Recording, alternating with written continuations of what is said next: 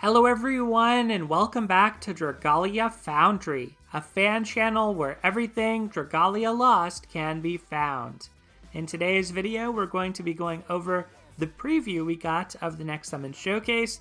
This is going to feature some Rage of Bahamut characters, so it's pretty sweet to finally see other Cygames characters, besides Lily, Albert, Cerberus, etc., enter the game, with a longtime fan favorite making her first appearance as a playable character.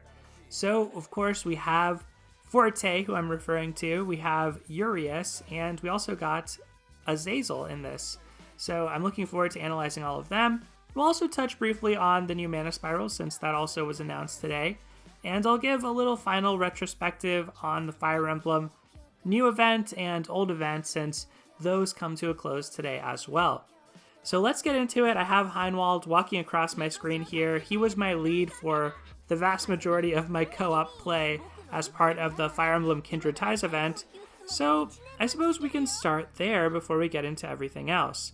There was a version update as well. Basically, this was to fix some of the issues with Tiki, but unfortunately it doesn't look like Tiki's going to get to take advantage of dragon damage or dragon's claws or dragon's skill.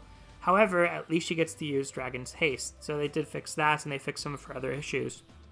As for the two Fire Emblem events, I did go ahead and finish grinding these up, play them all the way through. Pacing myself definitely helped on this. By the end, I felt like I had played just the right amount. I'm glad they had rewards go up to 10 million, and thankful that they didn't go up any further. It just felt like just the right amount where I had gotten my fill of the event for sure, and finished the Colosseum, all the different trials. I had a lot of fun with the second part event, but I do think the defensive battles was probably a little better on the first part. If that would have been available in co-op and the maps from the second part were kind of styled similarly, I think that might have been a little more fun just with the houses and drawbridges. The other big thing, and I don't know how hard this is to implement, but if there was some randomization to the wave appearances, as long as it didn't put too much pressure on the castle, or maybe if they lessened the bonus you get from a full HP castle and made it so that your Resolve and Valor intake was still very good, even if you, say, kept your castle above half health, I think there could be a way to just spice it up a little bit. Like, if you don't know where enemies are going to spawn, you might feel like each run is a little bit different. Honestly, by the time you get to 10 million runs, it does feel like they're pretty samey, and I maybe played this like 80 plus times in each of the different modes, or I guess each of the different events, Kindred Ties and the original Lost Heroes event. So I would say this is a fun mode still. I like defensive battles. I think it's pretty fun in co-op and in solo play, but it could use a little bit of spicing up. After we had to play it 2 events back to back, I do see some weaknesses in it for sure. And I know for some players that 10 million felt like way too much, so hopefully if you're in that category you stopped earlier instead of grinding everything out. And when it came to Lost Heroes, I think maybe the one flaw I saw with this was they kind of buried the fact that there was a brand new event a little bit, I felt. Especially in the Dragalia Digest when they announced the second event, I honestly got the impression that it wasn't going to be as high of a quality event. It felt like it was just going to be like a story event or a Mega Man tier event where it was mostly just the page of boss fights. And to be fair, a lot of these events are just pages of different boss fights that are unusual or have crossover characters. But I definitely think, in retrospect, it was a much higher tier above the Mega Man event, but it just kind of wasn't advertised as well, in my view, because they spent so much time focused on the rerun in the digest and focused on announcing the rerun content. Then we had that for quite a while before the second event came out. So I don't know if it would have been better to do them in the opposite order. Obviously that doesn't really work as well from the story standpoint, so maybe you can't really consider that. But yeah, these 2 Fire Emblem events back to back, I still hope we get a third event. I want to get Anna in the game, and that's my main motivation. I would love to see some stories with Anna and Nina interacting, so hopefully by next year we have a summonable or playable Nina. But yeah, I would say the second event, the Colosseum, probably the strongest thing. First event still had the better defensive battles in my opinion, and this wave-based stuff like the Repel the Empire, I just think Colosseum takes that and does it better because the enemies you're fighting are more exciting. It's kind of funny. I mean, Colosseum is such a basic concept. It's literally like what we're doing in Avenue to Power, which is just one of the maps that people tend to auto-battle or auto-repeat. So it's not that exciting of a map. However, when you make it so that you're facing off against interesting boss enemies who you've never seen before or you've only seen as playable characters, all of a sudden it feels really fresh. So I really like that. That's probably my highlight across the two events. I'm curious to see how sustainable it is and what that looks like going forward. I think it would be cool if they intersperse the boss battles in the arena or Coliseum style mode with some type of mini maps that you traverse, and especially if as you're traversing these mini maps you're actually collecting gear, and at certain points you stop to rest and gear out your team. Like, to me, that's the dream mode, if you actually have to use what you're collecting along the way, because all of a sudden that's a fixed stats mode that relies more on your skill and to a certain extent your luck in that particular run, as opposed to whatever gear you already had before the event even started. So that's kind of my dream case for this, is that it becomes something kind of like that Breath of the Wild style Eventide Island experience or Master Trials experience, or any other type of roguelike procedurally generated game where essentially every run feels a little bit different and a little bit fresh. Like, I think the more that Dragalia can do that, its gameplay is so fun inherently that I think the more they can spice it up and make it feel like you're getting a fresh experience, the better we will be for it. And unfortunately, when you're grinding out to 10 million, it does get a little bit stagnant. So as much as I love the Fire Emblem events and I appreciate all the luck on the banners, I am happy to send them off at this point and get into our next event, which is going to be a revival of Fraganoth. We let Fraganoth be revived. I'll definitely be covering that. Let's see if we have a notice for it here. I'm sure we must somewhere. And maybe we just skipped over it. I mean, I know it's in this month in Dragalia Lost. Maybe it's somewhere. There it is. Loyalty's Requiem. So the funny thing about this event and why I'm excited to actually play this is, one, it's been a super long time. But two, really my recording software and skills were super basic at that time, so I don't even know if I have any or much existing footage of myself playing the game back in the day. But I do have fond memories of this event. Over on the Discord, we had to band together, try to get the Volcanic Fiendslayer epithet. It was pretty glorious at the time and really pushed our limits, so I know that may not be the case today. There's probably going to be a new, harder difficulty, and there'll be some grand bounties, that type of thing. But still, I feel like if you're built out with High Dragon weapons or Agito weapons, I mean, there's not water Agito weapons, but you could probably just take Shadow, let's be honest. I feel like you'll probably be fine, but Fraganoth was one of the harder Astral Raid bosses when he first released, so there's some potential here for sure, and a lot of people are going to get to experience Celliera and Pele and the whole story of this event for the first time. And so for that, I'm very happy. I'm excited about this. Ready for it. Fire Emblem. It's been fun. Okay, so we want to talk about the Summon Showcase. Let's get into that first, and then the last thing we'll do for this video is Mana Spirals. I know a lot of people who open this video are probably most interested in the Summon Showcase. So let's start with this. I don't know a lot of about Rage of Bahamut or Cygames' other properties like Grand Blue Fantasy and Shadowverse. I love the artwork in all of those different franchises, but unfortunately, I think for me, I like to be somebody, I like to get into, or I am somebody who likes to get into gacha games kind of at the ground level, especially if they're like a trading card game or CCG like Shadowverse is. I just feel like I get overwhelmed easily if I'm not starting from the beginning, and then there's a lot to catch up on, a lot to familiarize myself with. So that is kind of my approach to these things, and Grand Blue Fantasy has so much. All of Cygames properties have like a lot to process, and I'm sure Dragalia is kind of the same way. But basically, I'm excited about this, but I'm pretty ignorant about it, to be honest. So if you're looking for the references, I'm probably not going to get them. Having said that, from a Dragalia standpoint, all three, or the two adventures and then the dragon, have some pretty exciting implications. So this banner lasts quite a while too, until the end of May virtually, so does raise questions a little bit about, are we going to get a gala? Would they give us a gala just starting on the 29th and not have too much time to actually indulge in it? Or could they have a gala that crosses into the next month? I don't know. That's still a mystery after we got our surprise Gala Mars. So that is something curious about this banner, is just the duration of it. So our first adventurer is Urias. He's a water wand. He's got these chaps, which is quite interesting. That's a pretty big fashion statement, I would say. And then, of course, his top with the blue jacket looks pretty cool. I like the red, I guess, I don't know what you'd call those. They're like tethers across for his cape. But he's looking really good. I think a lot of people are going to like this adventure. And you could see Albert in the background as well, off to the side. So Urias is an attack type water wand. What manner of power will you show me?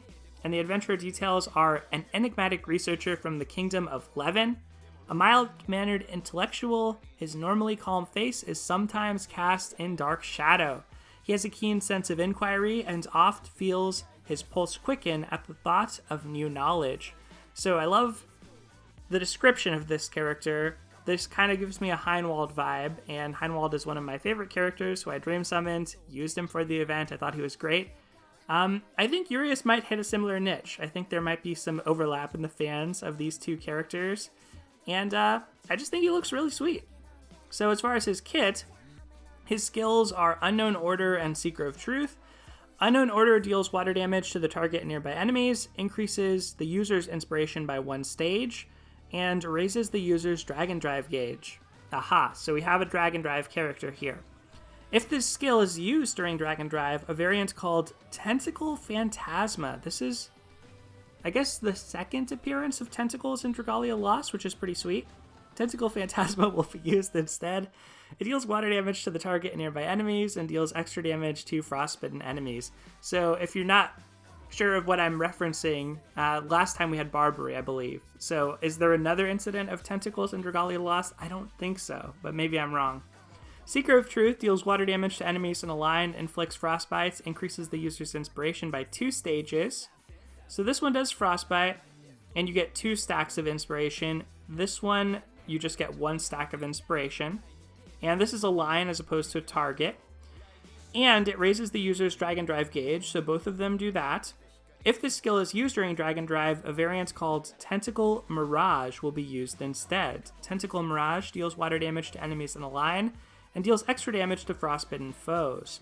So they both seem quite similar in that their variant does more damage if the enemy is frostbitten. Only the second skill here can cause frostbite, and both of them give you some amount of inspiration, albeit 1 and then 2. You do need 5 inspiration to get a benefit from it, other than if your character benefits from just having visible buffs on them, then the inspiration icon will help them. But basically the way inspiration works is that once you have 5 stacks, it's very similar to energy, except that your next hit is guaranteed to be a critical hit when you use an attacking skill. So it's, I believe it also suffers if you get an affliction or something like that. It will reset all of your stacks. So I think it's quite like energy, but the critical hit is actually, generally speaking, a little bit of a better payoff than the energized mechanic. So for Urias' co-ability, he has skill damage of plus 15%, standard on wands, but with how co-abilities work these days, you never know what you're going to see. And for the chain co-ability, he has water dragon haste plus 20%. I think this is an excellent combination. This is the same combination that Pipple has, but chain co-abilities do scale with rarity. So while Pipple can match Urias in his skill damage component, his dragon haste that he provides is going to be lower, even when you max him out. So this is one area where if you're just using Urias in the back line and you were going to use Pipple, like Urias is pretty much going to be better for you because of the extra dragon haste. Dragon haste may or may not actually benefit you in the match, but it's hard to say that less dragon haste would ever have a purpose than more. So for Urias's first ability, we mentioned Dragon Drive on a couple of his skills, and indeed, Abyssal Dragon 2 grants him a Dragon Drive gauge and changes the Shapeshift button into a Dragon Drive button. Tapping this button activates their Dragon Drive. During Dragon Drive, the user's skill damage will be increased by 35%. That's a lot. and their skill gauges will fill 30% faster. That's also a lot. So I don't know if these will be visible buffs or invisible buffs. I'm not too familiar with the Dragon Drive characters, but one of the things that excites me about Urias is that he is a Dragon Drive character with really not a whole lot extra going on. Like, it seems that his main mechanic is basically activating Dragon Drive, hopefully quickly because of the Dragon Haste, and then you use your basic attacks while you're a normal adventurer to frostbite the foe, get some inspiration stacks. Once the foe has a nice frostbite setup on them, you activate Dragon Drive, and now your skills are both dealing extra damage, and you're dealing extra skill damage, and you're able to recharge your skills more quickly. So there's no low HP shenanigans or anything else going on like we saw with Belina and Aldred. It looks like Urias is going to play in a much more straightforward way, sort of similar to Tiki. And I've seen people compare Tiki's Divine Dragon mechanic to the Dragon Drive gauge, and it makes sense. I mean, both of them use a gauge, but her language and her skill says that it replaces the Shapeshift button, I think, with a Divine Dragon gauge, or replaces Dragon Gauge with a Divine Dragon gauge. In any case, the other thing that she has going on is that she becomes a lot more tanky when she's actually in that state. And so Urias doesn't seem to have that type of benefit, so you would still want to be careful even when you're shapeshifted. And obviously, you couldn't really tank attacks in the same way you do when you are able to transform into a dragon. So besides that, Urias has burn res of 100% and skill prep of 100%. Very similar to everybody's favorite wand unit, Lily, of course. So, I don't know, maybe Lily will show up in some of these stories since she is another Cygames affiliated character throughout a lot of their franchises. But, we'll see. So, Urias seems very, very good to me, just for the combination of co-ability and chain co-ability alone. If you're in the water element and you want skill damage, it's quite likely that this is going to be the best source of skill damage for you. The only other source that I can think of that could compete with this is Summer Estelle, because Summer Estelle gives you skill damage and buff time. So there might be some characters who actually like the buff time, like maybe Lazari in a pinch if you happen to use her second skill to give a team-wide buff and you want skill damage on her. Maybe that's an example of a unit who doesn't care as much about the Dragon Haste and would rather have buff time. But generally speaking, the characters who want skill damage and the characters who want buff time tend to be pretty different. So for most characters who want skill damage, their personal DPS is probably going to outweigh the rest of whatever they're doing with their kit. And so I could see the Dragon Haste being pretty good. But yeah, I mean, ultimately I feel like Urias is a pretty sweet character. This is probably the character on this banner I would be most excited to summon without having a lot of background knowledge on any of them. Mostly because of how good he could be as a backliner, but also just because I think as a Dragon Drive character, he's kind of the most pure Dragon Drive character with not a lot else going on. So I'd be very curious to see how he plays. And the other thing is, we don't know when he's in his Dragon Drive state if his basic attacks will be any different.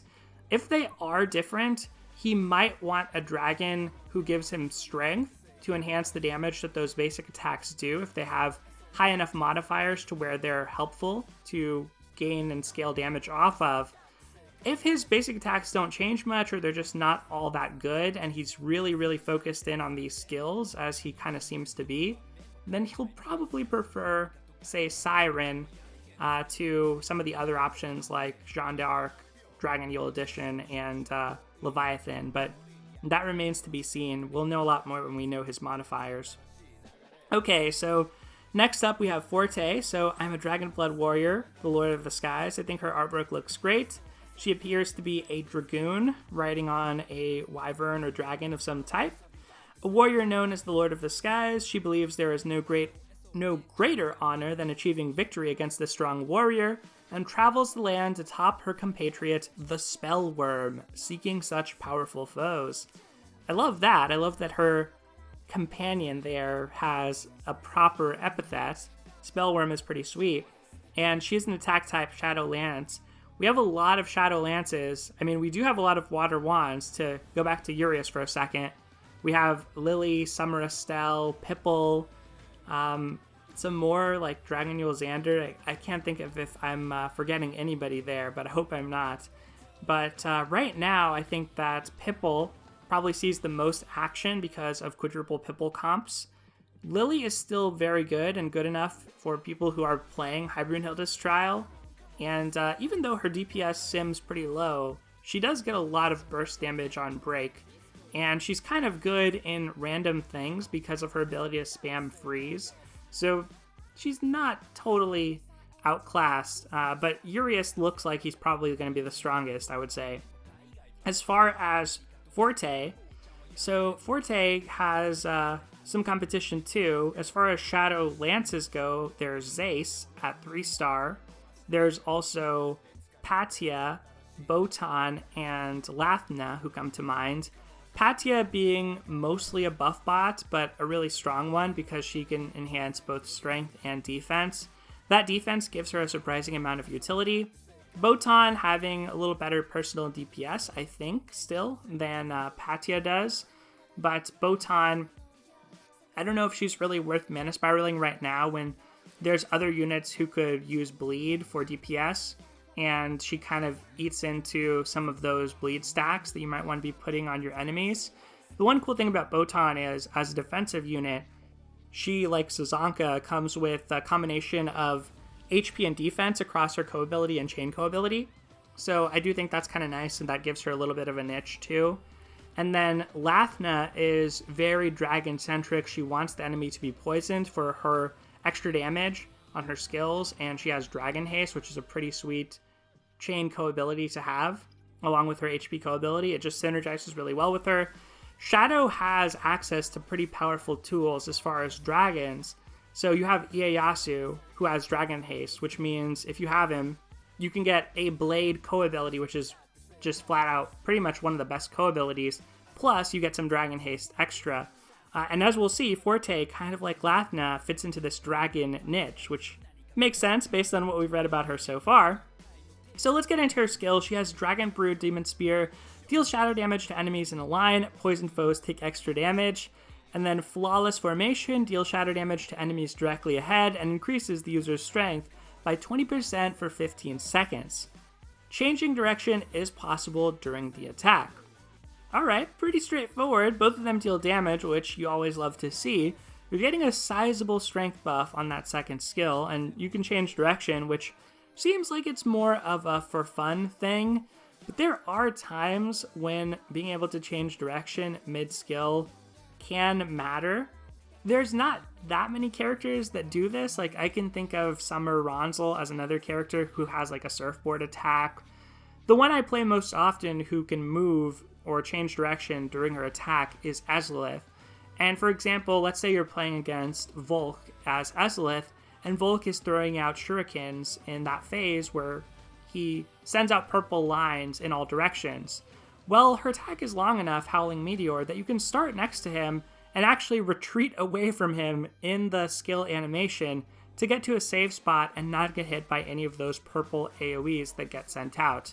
So there are implications for being able to move while you're doing an attack. I don't know exactly how this will work, and unfortunately this time around, at least as of the day before the banner is out, they didn't post a gameplay trailer on Twitter like they did with Peony and with Crom. So we haven't necessarily seen all of these skills in use just yet, or seen how much damage they're doing in the trailer, that type of thing. But in general, I mean, this seems like a good kit.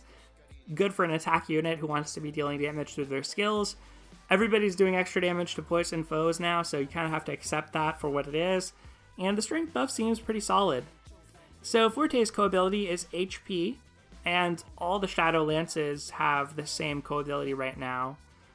She has the chain co-ability of Shadow Dragon's Claws 6, which is very, very sweet. This is the first Shadow Dragon's Claws chain co-ability. Cleo has Dragon's Claws, but it's neutral element. It can apply to anyone. And with her being a 4-star, it's also weaker because chain co-abilities, unlike regular co-abilities, do scale with your rarity. So this opens some doors for Shadow, but I will say, you know, I think this mostly opens doors to either Forte herself or maybe to, maybe to Audric or somebody like that. So there's not as many other dragon-centric characters where you can easily slot in Forte without some type of loss. For example, let's say you're leading with Lathna.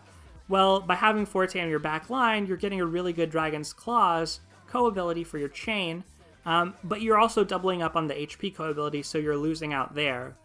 If you're leading with, say, Audric, I think this starts to look a lot better, because now you have maybe Ieyasu in the back line for some Dragon Haste plus Strength.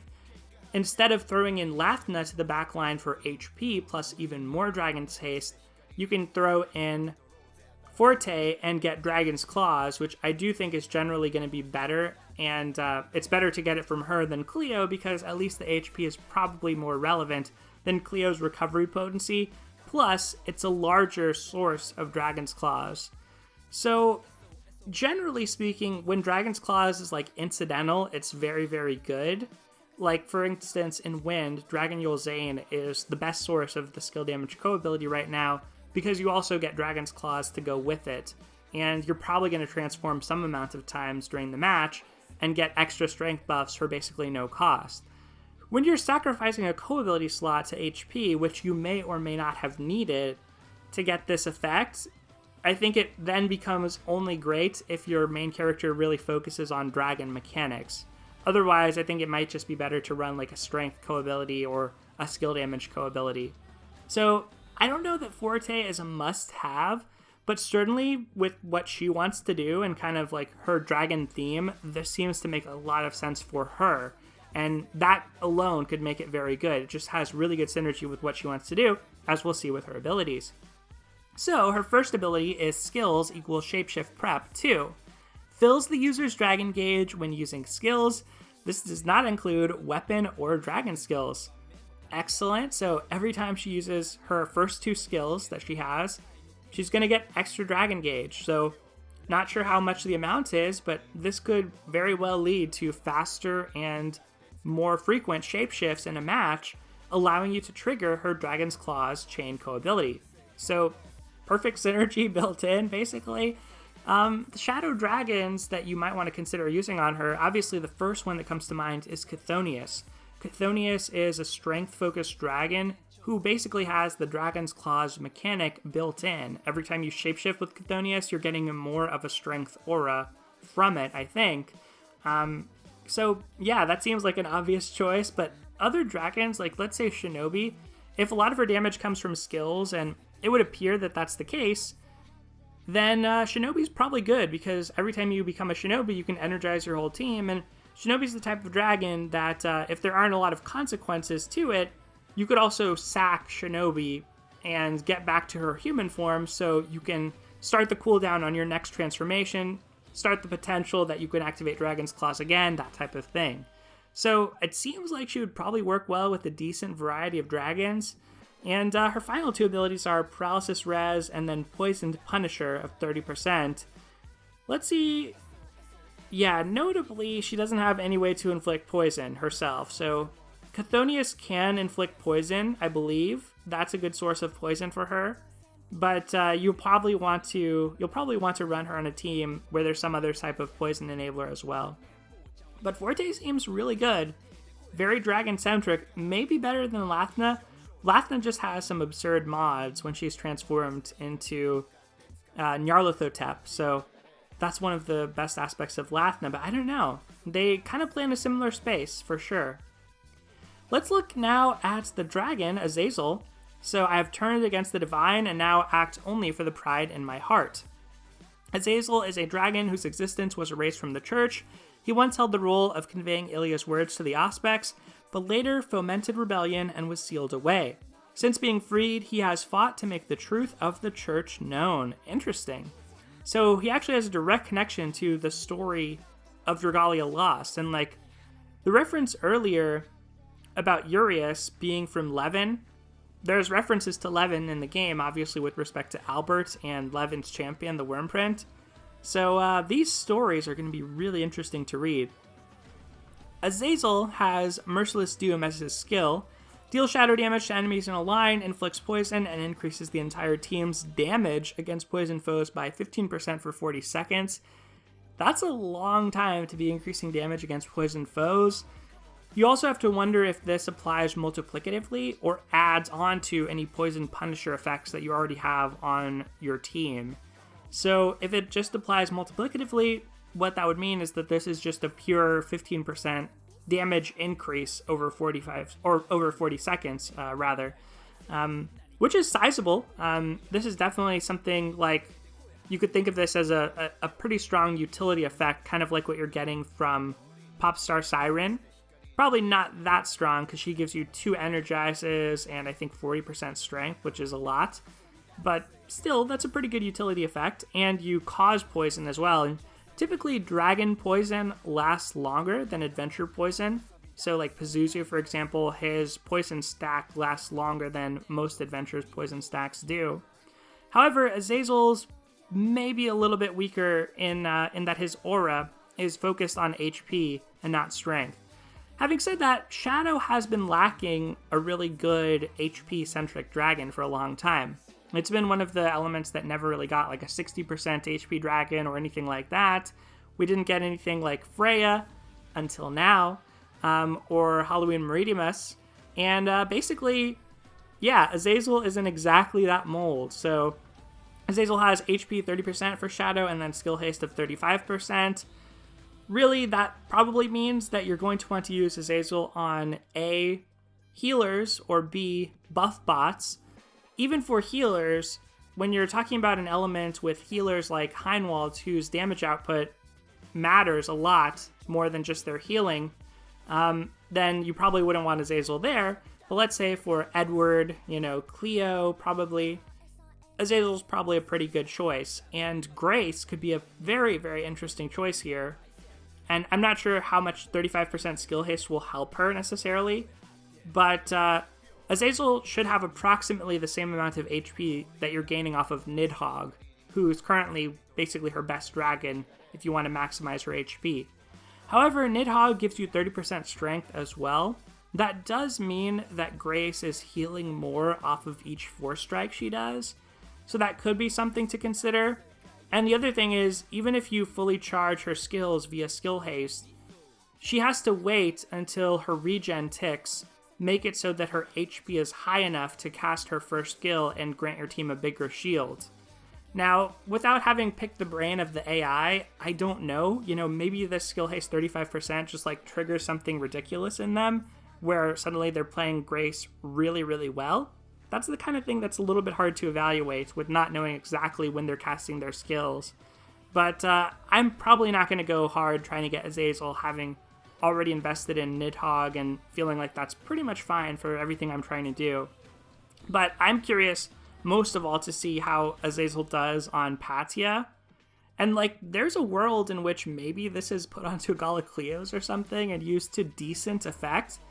I can't imagine that it's going to be optimal for her because her skills still deal good damage, but if you have that much skill haste and you can just cast so many buff zones, maybe it could be a thing, but I feel like it's very, very unlikely. That's just pure pie in the sky, I think. But still, cool dragon and overall cool banner. I'm excited about this one, but I have to say I might skip or at least wait. Urias is probably the character I want most here. I think that water is going to be coming up in the next few months. Probably next month we'll get a water-centric Agito fight where we want to bring our water characters and water teams. Forte, Shadow is just so stacked already that it's a little bit hard for me to invest in her right now. I also don't have a lot of resources as far as Eldwater, so even if I were able to pull one of these characters like Urias, I couldn't immediately dump Eldwater to power up his co-ability and chain co-ability. So he'd be sitting on the bench for a while. And Azazel, likewise, I don't have a lot of Sunlight Stones to just throw around on a brand new dragon, especially now that we have Gala dragons around. So I think I'm going to wait on this one. The banner lasts a long time. Obviously, if you are a fan of these characters, I hope you have resources saved up, left over from the Fire Emblem events that happened, so you're able to pull some of them. And last note on the showcase, in case this isn't clear, none of these are limited. They are going to be in the permanent pool. You can always get them down the road. It's going to be harder to get them, but when things like Dream Summons roll around, that can be your opportunity to pick up characters if there's only one that you really want here. And of course, just named Summon Showcase generically. So this showcase doesn't have a specific name, which is kind of weird, but they started doing that with Lazari's banner. Okay, last up for this video. And since this is the last news bulletin point today, let's go ahead and talk about it now. We're going to briefly discuss the Celliera and Ranzal mana spirals. Those are going to come out tomorrow as well. So Celliera, our welfare character we're getting from this event, super popular character, fan favorite. Her skills are Ardent Stream, deals water damage to enemies directly ahead. That appears to have been left the same, but obviously the damage it deals is probably going to increase with her mana spiral. And then Winter's Blade is very different than what it was before. So this grants the user the following effects until they next use this skill or a Force Strike. Increases strength by 25%. The Ardent Stream skill will inflict Frostbite. Force Strikes will inflict Freeze. Inflicts the user with Frostbite. Whoa. So very different, very interesting. This last line about inflicting the user with Frostbite seems to imply to me that every time you use this, Celliera is going to have Frostbite, which is a downside for sure. I think on net you would have to say that it's a downside to take damage over time and to be afflicted, meaning you can't shapeshift. There are some corner cases where this could be potentially beneficial to you. Obviously, if you want to deal with low HP centered mechanics, then being able to damage yourself can be kind of beneficial. The other thing is, the way that afflictions work is that an adventurer can only be afflicted with one affliction at a time, to my knowledge. If you look over on the wiki, that's currently what's suggested there. So basically, this is why in Kayan's trial, let's say you shapeshift into a Fatalis and then get blinded, the blind overrides the curse that you had before. So her causing Frostbite on herself could heal her from an affliction that a boss has done to her. Now, granted, the afflictions that you can realistically heal from are not many. I mean, you could heal from poison or something and put Frostbite, and maybe it's a lower amount of damage.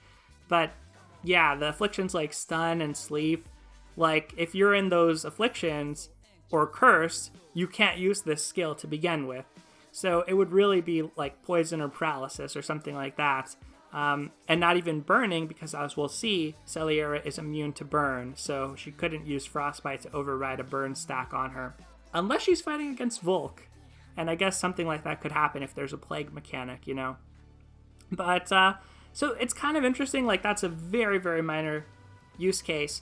And then the other thing I can think of here is that if you have a print that has Affliction Guard, then that would prevent the Frostbite from going on to you. Maybe they will print a worm print that has Frostbite res or potent Frostbite res that goes alongside her. Obviously, that would probably work pretty well with her if there is some other good mechanic or ability on that print.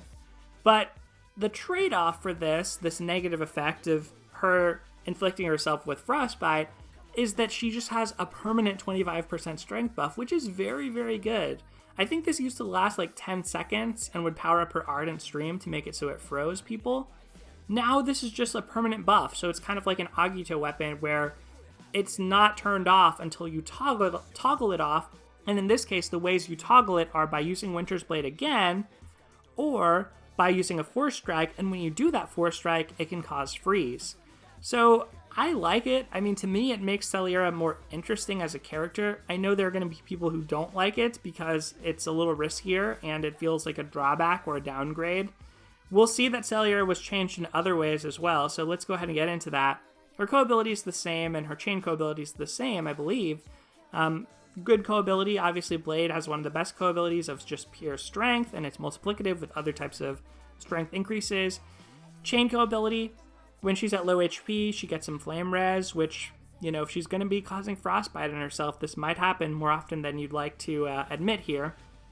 Thaumian's Bane, which is okay. I don't think the Agito bosses, any of them, seem like they would be Thaumians in the second phase. It doesn't seem like the twins are Thaumians, but you never know.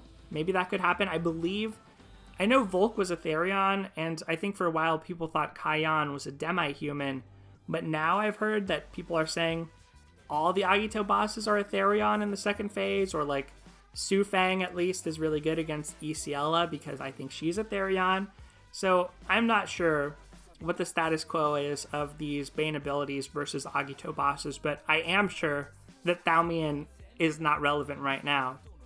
So Potent Burn Res plus 100%. Good that she got this, just like the other welfare units, Botan and Su Fang, and she only had 50% Burn Res at all before, so this is a nice upgrade. And then finally, Last Offense plus 50%. This is the other thing that people are kind of disappointed in. This used to be HP 70% equals Strength 8% or something like that. Small amount of strength when your HP is high. This, unfortunately, I think is maybe one of the weakest aspects of her kit. It's probably a reference to Tough Love, a worm print that came out at the time of her release, that gives you Last Offense plus skill damage. However, the once per quest is just such a killer on these type of mechanics. The thing is, if you are just going ham and you're defeating the enemy in like 15 seconds, obviously it doesn't matter that this is once per quest, and that is a legitimate strategy, right? That's what Quadruple Fjorm tries to do. So there are mechanics and there are battles where that happens. Like another example is there's Master High Jupiter clears where you just clear super quickly with like Kurin, his chain ability, and a lot of the low HP characters. You can end the fight in like 30 seconds or so, probably less by now. So there are strategies where this type of mechanic is really powerful, but in most strategies or like with random teams where you can't reliably do that, generally speaking, the resilient offense effect that they've introduced into the game, which gives you a visible strength buff but activates 3 times per quest, that tends to be preferred. So unfortunately, that's one of the downsides to Last Offense. That being said, you never know how they structure the fights exactly. Maybe the Twins Agito fight comes out and there's a time when you're at low HP where also you have a DPS clock that you need to put up. And maybe then Last Offense is like really good or something. Like you have to break in time while you're at 1 HP or you just die. Like in dire scenarios, having a 50% pure strength buff is pretty sweet. But yeah, it's definitely not what Celliera was before. So I get why some people might be disappointed. Honestly, I'm pretty excited about her still, and I think that she'll still end up being stronger than she was pre-Mana Spiral. So then we have Ranzal. This is the guy that I really want to enhance myself, but I'm out of Eldwater, so it's looking like it's going to be on pause for a while. He's only at 45 nodes for me, but his Tornado Bash has been enhanced to not just deal damage and draw foes toward him, but also to dispel a buff and to inflict poison, so just a lot of stuff, all the stuff that you want to see, really, from Wind character. First Wind character with Dispel, I think, which should make Ciela, I think I might have said Celliera earlier, now that I think about it, but it might make Expert Ciela clears easier, especially if you're doing auto. In co-op, you may see 1 or 2 defensive buffs on her. If the fight goes long, you might end up seeing more, but it's really a lot less of an issue. In solo, and especially in auto, the fight goes really long, so having a permanent source of Dispel on his first skill, which is the faster one to charge, obviously, is great. I think he's going to be a staple in auto comps and probably replace Linyu from what I'm seeing in his kit. Stormwall also plays into that. This increases the entire team's defense by 25% for 15 seconds. You love to see that. Your Templar Hope just going to get hit by a tidal wave and just shake it off. I mean, this is a sizable defense buff. Obviously, it's on a second skill. Can't come out all the time, but like super synergistic with the core of what those auto teams already want to be doing. If the user's HP is above or equal to 85% of max HP, grants the entire team a life shield that nullifies damage equal to the user's HP at the time of using the skill, minus 80% of the user's max HP. So this is interesting, the way it's worded. What I understand from this is that basically the biggest size of this shield is 20% of Ranzal's max HP. And the size of the shield, it's a life shield like Grace has, which is excellent. The size is 20% of his max HP at most. Or if your HP is above 85%, so the smallest shield you could get is like 5% of your max HP. The biggest is 20%. So if you have Garuda on Ranzal, you could probably get decent sized shields, but even if you don't, having any type of life shield to prevent some chip damage and, very importantly, prevent your AI from getting knocked down, which allows them to finish their combos, generate more iframes, cast more skills, deal more damage because they're not getting knocked down and disrupted constantly. That's just really, really good. So life shields, I hope they continue this trend. Like any character that just had a basic shield, it's about time that shields had their day in the sun. And this has me very excited for Pietro because Pietro also has a shield. Hopefully when he gets his mana spiral one day, he'll have a life shield too. For co-abilities, Ranzal keeps his defense 1 and his chain co-abilities unchanged. Looks very weak there, unfortunately, and it kind of is, but it's also neutral element, meaning you could use this on any team comp. That's what they did with the first 5 story characters, so I get it. That's just the way it is. For abilities, Ranzal's Slayer Strength becomes Slayer's Flurry Strength. Quite interesting. Fun name. And it's going to make it so that not only do you get visible strength buffs whenever you defeat enemies, but you also get strength buffs whenever your combo count is 15 or higher. That can be hard to achieve on axes. AI axes are actually pretty good at keeping up combo, generally speaking. In the Mercurial Gauntlet, I've had a lot of success with flurry type prints on axe characters, more so than compared to certain bow characters and daggers even, because they would drop combo at times. Like Karina, I think, was a great example of a character who could just maintain combo. That being said, outside of the AI, when you're controlling an axe character, the other character who you want to be comboing with is Linyu. Linyu has combo time, but I can't think of a combo time chain co-ability in Wind right now.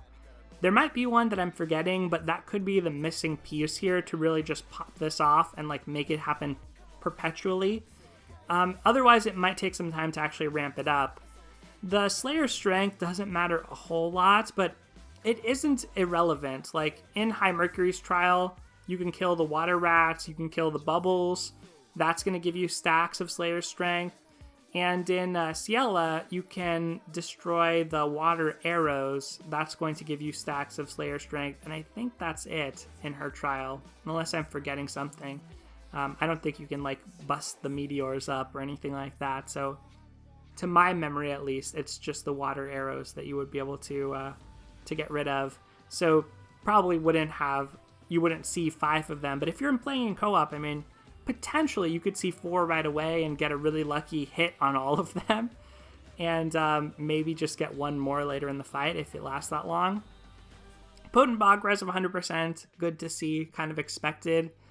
I think Bog Res is generally better than Freeze Res, even though Ciela finally introduced some mechanics that actually freeze you outside of Water IO and Poseidon.